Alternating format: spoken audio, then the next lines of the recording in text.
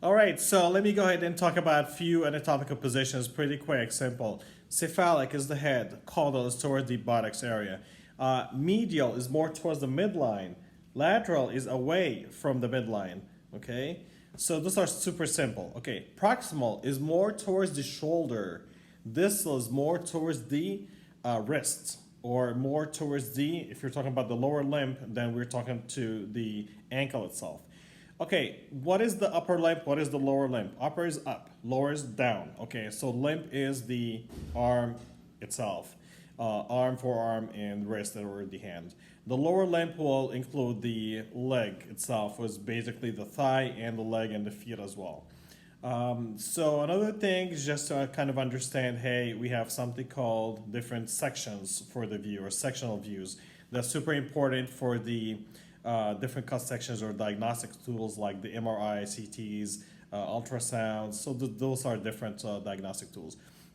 So mid-sagittal section, so you're cutting the body planes into right and left. Those are equal parts. So two equal parts, you're separating the body into two equal parts, right and left. Parasagittal is just next to the midline, so it's either to the right or to the left. Please keep in mind, my right is your left is my right. So that's how we do the handshake. So I use my right hand to shake with the left portion, or the left side. It's a mirror image. So kind of understanding, hey, right is different than left.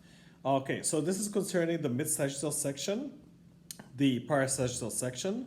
So we have something called the coronal section. So basically the coronal section separates or divides the body into an anterior and a posterior views or parts. Then we have the transverse section. Transverse, or the horizontal section, kind of separating the superior from the inferior body parts as well.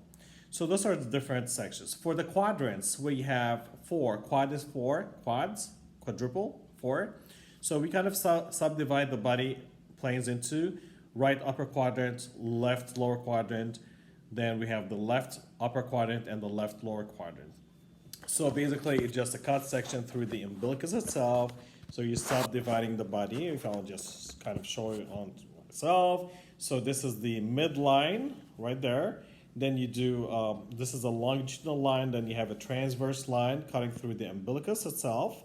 So by doing so, you have the left, you have the right upper quadrants, then you have the lower right quadrant and the lower left quadrant.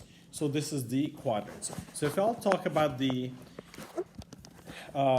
regions, so the abdominal quadrant, the abdominal pelvic regions, so those will be 9 different regions. So again, so if this is the clavicle or the collarbone, you would just go midline, mid-clavicular lines right there. So it's a kind of an imaginary line. Then you would just go all the way within the costal cartilage itself and within the pelvic regions. And by doing so, you would have 9 different regions. So those will be the hypochondriac, those will be the lumbral, and you would have the epigastric region, hypogastric, and umbilical region as well. All right, so those are concerning the quadrants, those are concerning the regions. This is concerning the medial lateral, proximal distal, cephalic caudal. So this is just briefly, this is the introduction for chapter 1. Okay, wishing you guys the best.